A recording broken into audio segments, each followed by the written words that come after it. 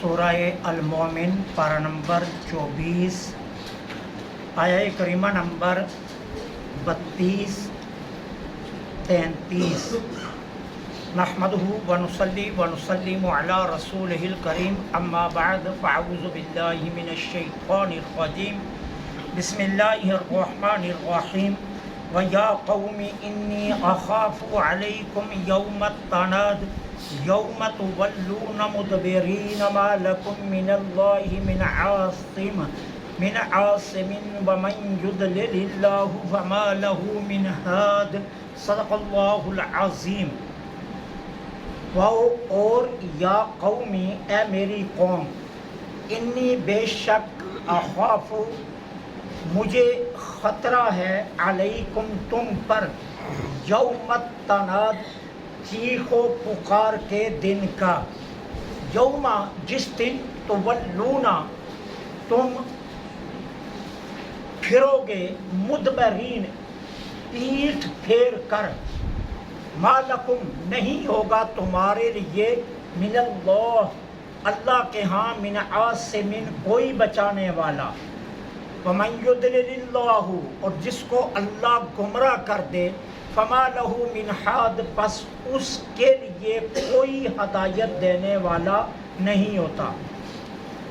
یہ کلام بھی فرعون کی قوم کے اس مومن کا ہے جو موسیٰ علیہ السلام کو قتل سے بچانے کے لیے تدبیریں کر رہا تھا۔ اب اس نے اپنی قوم کو ڈراتے ہوئے کیا کہا کہ میری قوم، مجھے خوف ہے تمہارے اوپر چیخ و پکار کے دن کا۔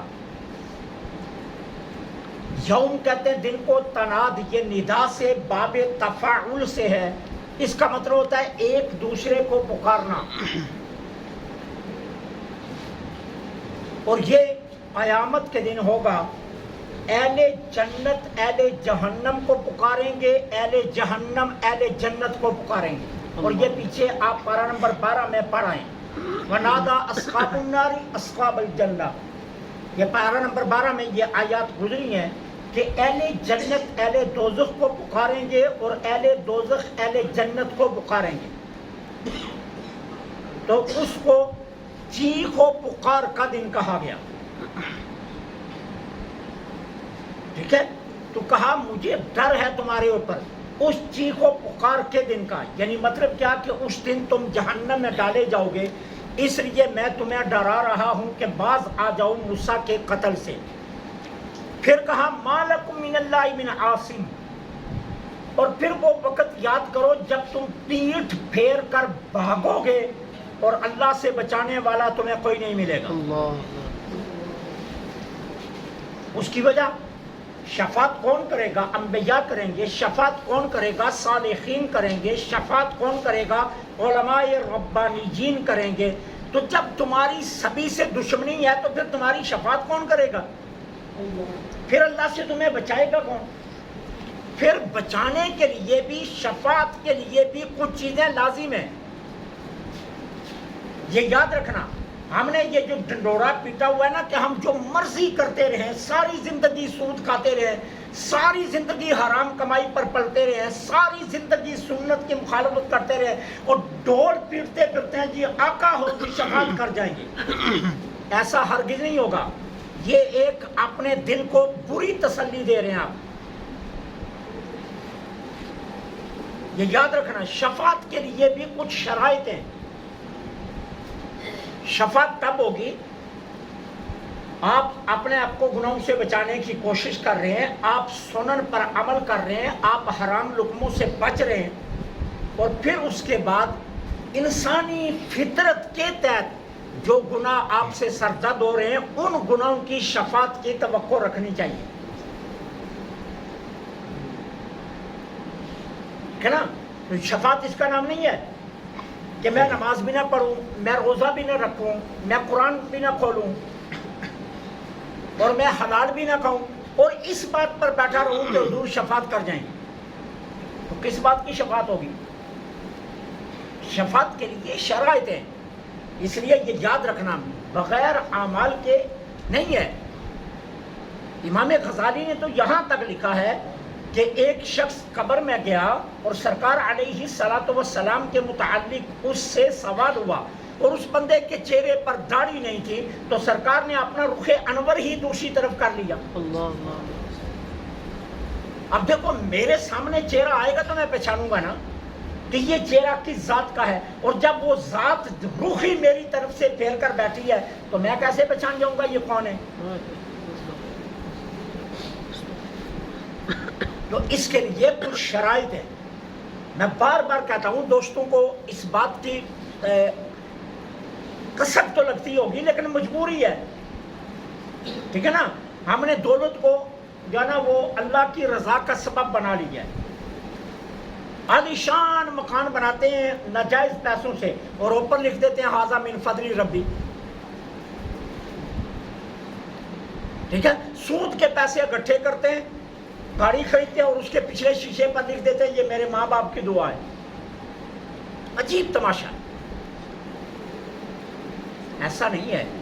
پہلے اپنے اعمال کی اصلاح کرو. بحیثیت انسان ہم سے ہزاروں کوتاہیاں ہوتی ہیں, وہ جو ہزاروں کوتاہیاں ہم سے ہوتی ہیں نا حضور ان کی شفاعت کریں گے. وہ جو کوتاہیاں ہوتی ہیں وہ ان کی شفاعت ہوگی. یہ نہیں ہوگا کہ آپ کچھ بھی نہ کریں اور شفاعت پر بیٹھ جائیں, ایسا نہیں ہوگا. تو کہا کہ اے میری قوم اس دن کو یاد کرو جب تم پیٹھ پھیر کر بھاگو گے. یہ میدان معاشر کا منظر ہے. دوڑتے پھرو گے, کوئی بچانے والا مل جائے, کبھی کسی کے پاس, کبھی کسی کے پاس, کبھی کسی کے پاس, ٹھیک ہے نا. تم بھاگتے پھرو گے. اور یہ ایمان والوں کے ساتھ بھی ہوگا. مشہور سیاستہ کی حدیث پاک ہے کہ جب اللہ تعالیٰ میدان معاشر میں لوگوں کو جمع کر لے گا تو اللہ تعالیٰ اپنی شان جلالت سے اپنی کرسی قدرت پر بیٹھ جائے گا. حساب کتاب نہیں شروع کرے گا, اللہ دیکھے گا بھی نہیں کسی کی طرف. اب میدان معاشر ہوگا, نیچے تانبے کی زمین ہوگی, سورج سوا نیزے پر ہوگا. ابھی 16,000 میل دور ہے ہم سے سورج, اور سورج نے زمین کی طرف پیٹھ کی ہوئی ہے, اپنا منہ اس نے آسمان کی طرف کیا ہوا ہے, اور ابھی سورج نے صرف ایک آنکھ کھولی ہے.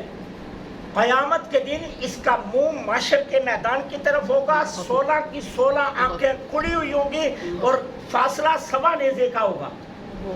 پھر آپ اندازہ کیجئے منظر کیا ہوگا. اور آج زمین ہمارے نیچے ٹھنڈی ہے, اس دن تانپے کی زمین ہوگی تو لوگ پسینے میں ڈبکیاں کھا رہے ہوں گے. اب کسی کو یہ نہیں ہوگا کہ میں جنت جاؤں, سب کو یہ ہوگا کہ کم از کم معاشر کا منظرنامہ ختم ہو, کہ یہ اللہ تعالیٰ اصحاب و کتاب شروع تو کرے.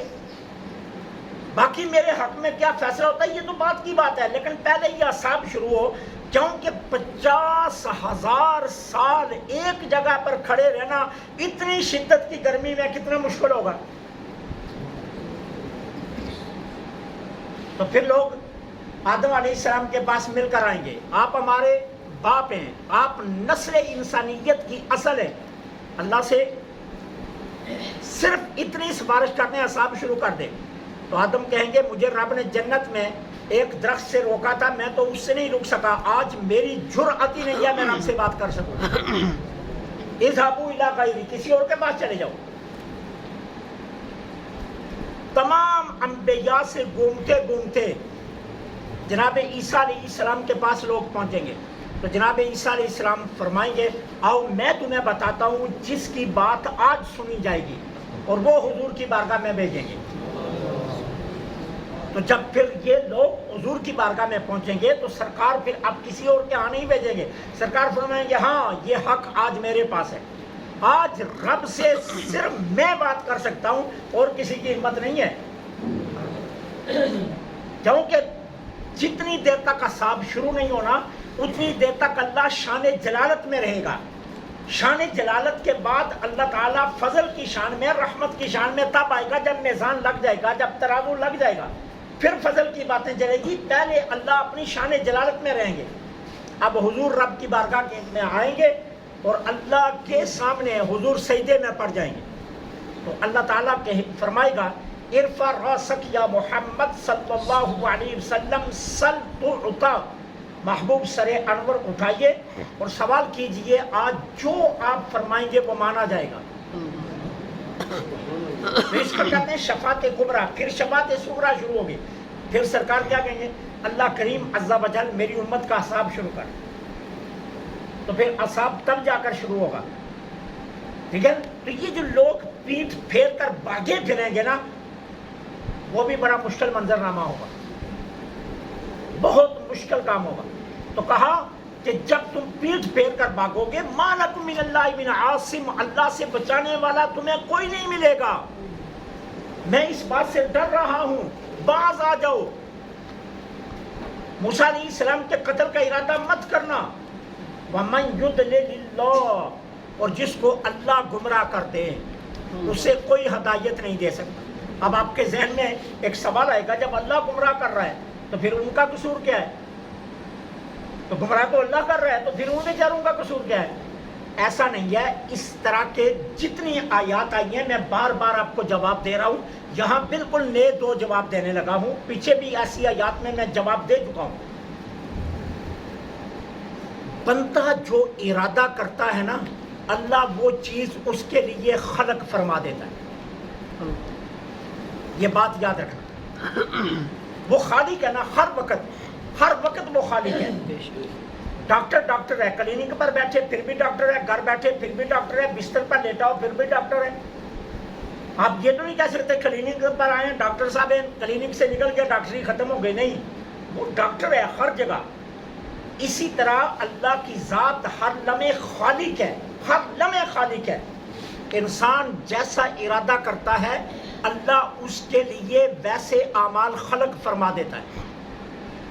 اسی لیے میرے آقا کریم نے فرمایا کہ ہر وقت اپنے ارادے پاکیزہ رکھو۔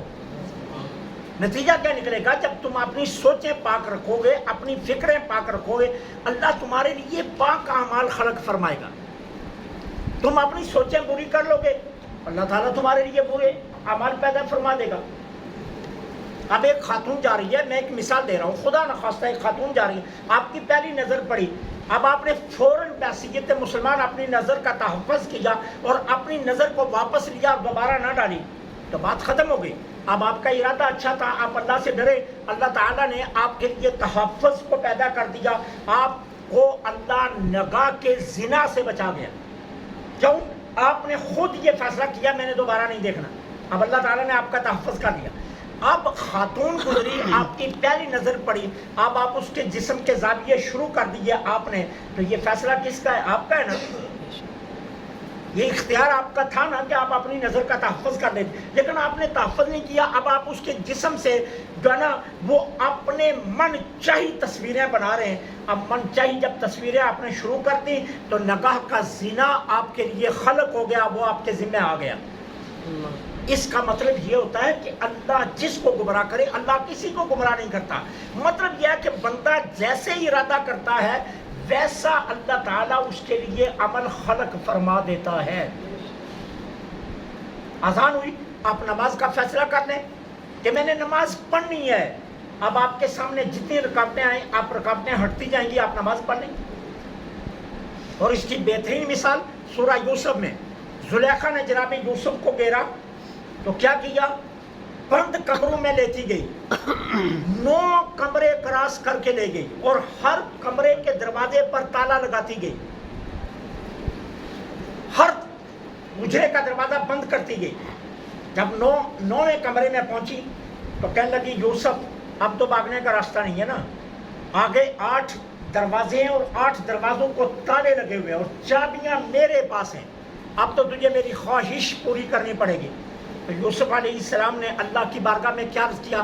مولا میں بچنے کا فیصلہ کر چکا ہوں، مولا میں بچنے کا، کہ میں نے آج نبوت کا تحفظ کرنا ہے۔ تو اللہ نے کیا آگے سے وحی کی؟ یوسف دروازے کی طرف چل، ہم کھولتے جائیں گے۔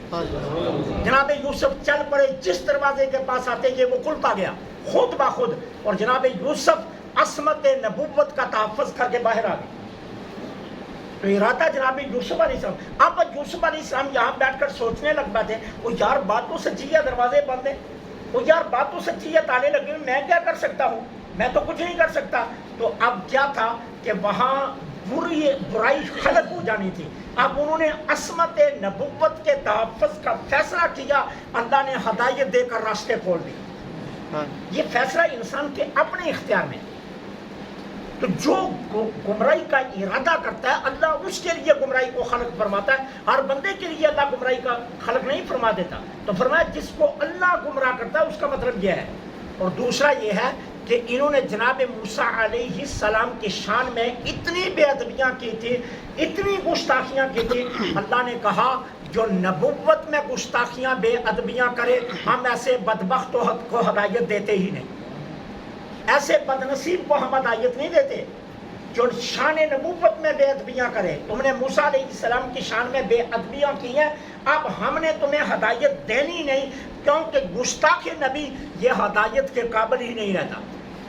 وَمَن يُضْلِلِ اللَّهُ جس کو اللہ گمراہ کرے فَمَا لَهُ مِنْ هَادٍ اس کے لیے کوئی ہدایت دینے والا نہیں ہے. اللہ سے